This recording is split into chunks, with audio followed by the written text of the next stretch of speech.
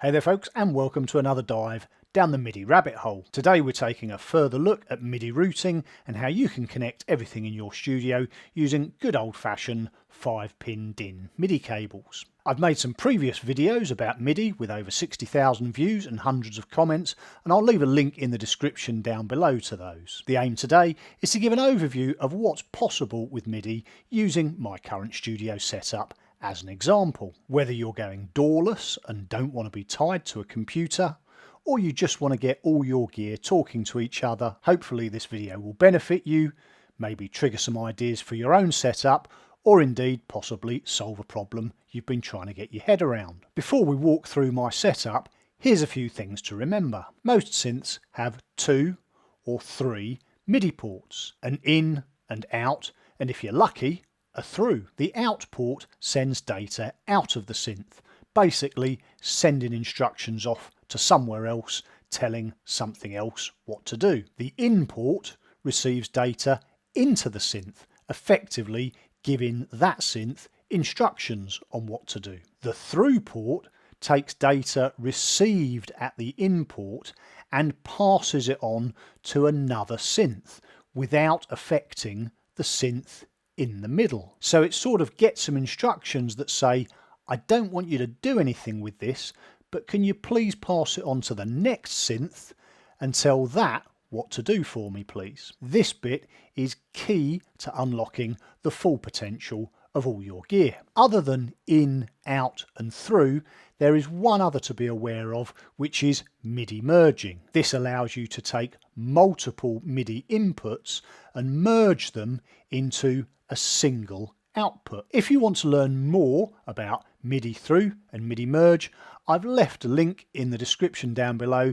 to a playlist with some more in-depth videos on these subjects that I've done. And I would highly recommend having a look at them, of course, after you've finished watching this video. And finally, it's important to remember that each MIDI cable can only send data in one direction, whereas MIDI over USB, a whole different topic, is like a superhighway with data being sent in both directions. In essence, MIDI sends messages telling a piece of gear what to do. Some of the most common are things like note on, telling a synth what note or notes to play, note off, telling a synth to stop playing a note or notes, control changes, also known as CC messages, telling a synth to change the value of a controller, like the cutoff or the resonance, program changes, or PC messages that tell a synth to change the patch or the sound, MIDI clock,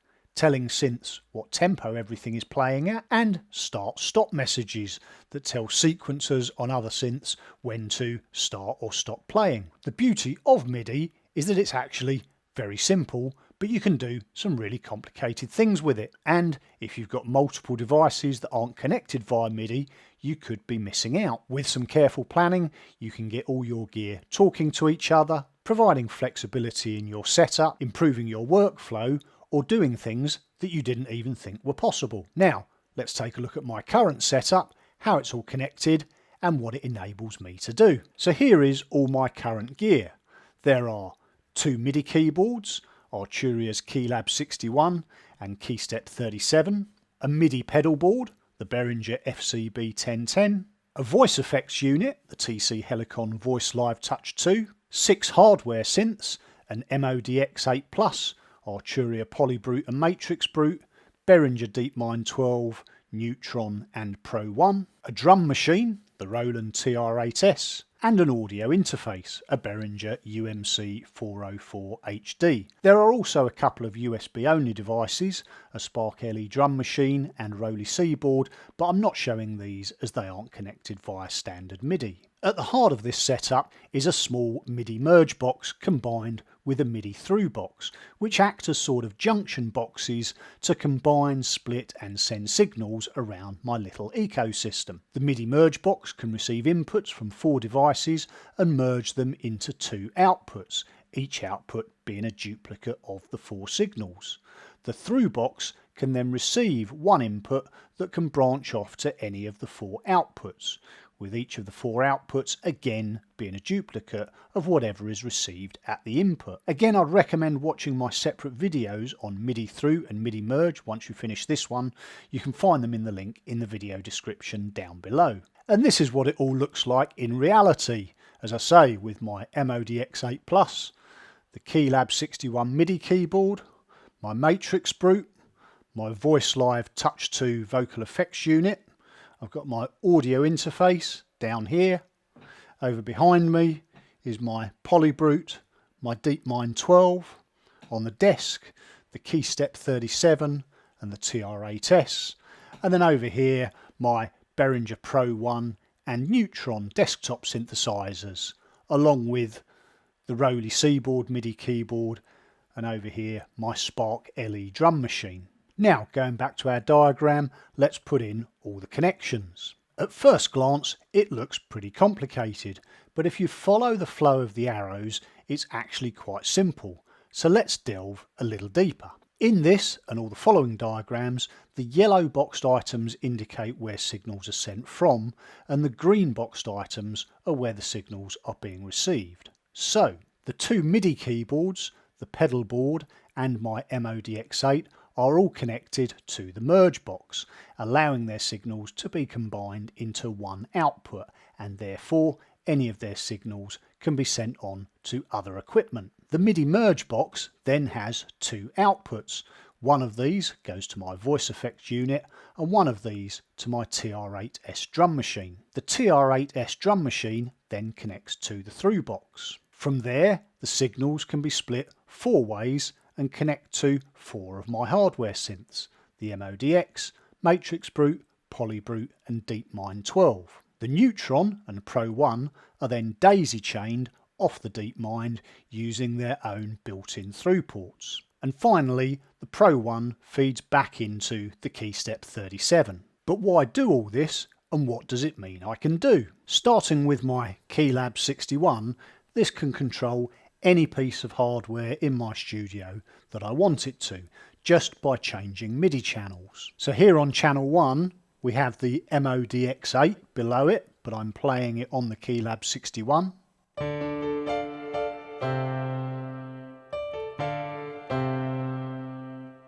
Then if I change the MIDI channel on the Keylab to channel 2, I get my Matrix Brute.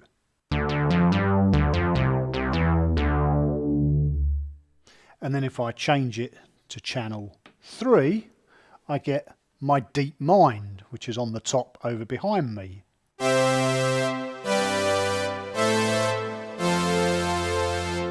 And if I change it to channel 4, I actually get my Neutron over on the desk.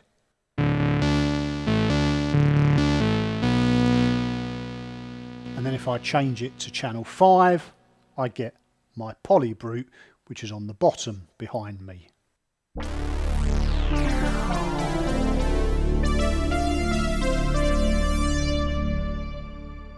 And if I change it to channel 11, I get my Behringer Pro 1.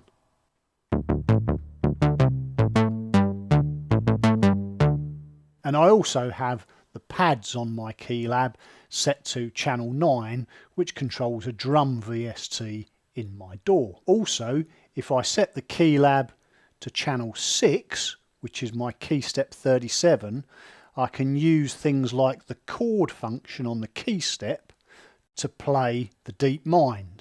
So what I'm doing here is I'm triggering the DeepMind, but I'm playing the Keylab, which is triggering the Keystep, which is triggering the DeepMind, which is playing 4-note minor chords, but I only have to press 1 key on the Keylab, like this.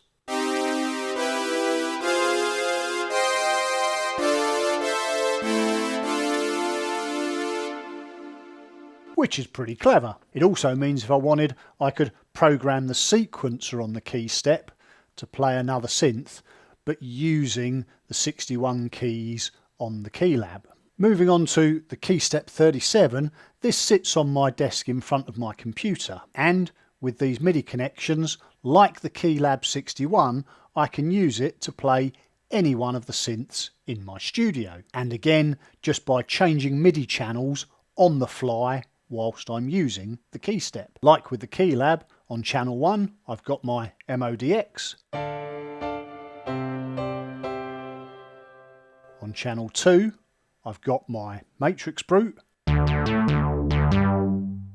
On channel 3 I've got my Deep Mind.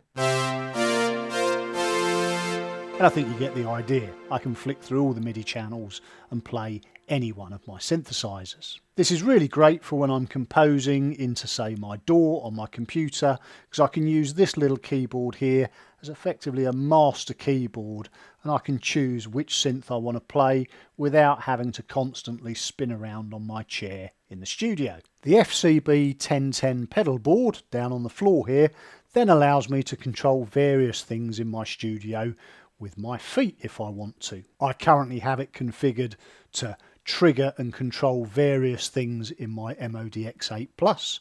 I have it configured to trigger vocal effects on my TC Helicon unit, and I also have it configured to control some guitar effect VSTs in Cubase for when I'm using my electric guitar, but also I have it configured to control various things in Cubase itself, such as the transport controls, start, stop, play, record, etc. There's a whole series of videos on the FCB 1010 that I've done if you're interested, and how I've set it up to control all these things in my studio, and I'll leave a link to that in the description down below. The MODX is then similar to the Keylab 61 and the Keystep 37 in that it can control any one of the synths in my studio if I want it to, taking advantage of its full 88 keys. And then there's the TR-8S drum machine. This oddly sits in between the merge and the through box,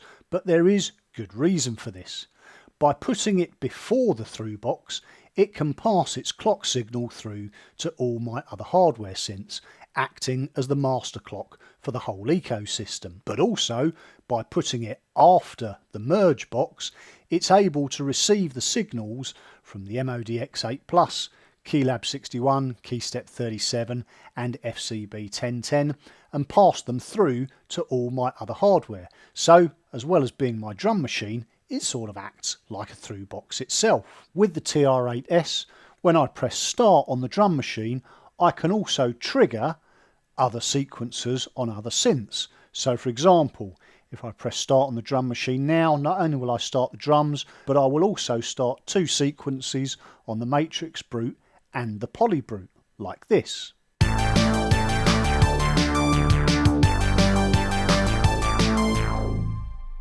And if I move the tempo dial, you'll hear that not only do the drums speed up or slow down, but the sequences on the Poly Brute and Matrix Brute also speed up and slow down and stay in time with the drum machine, like this.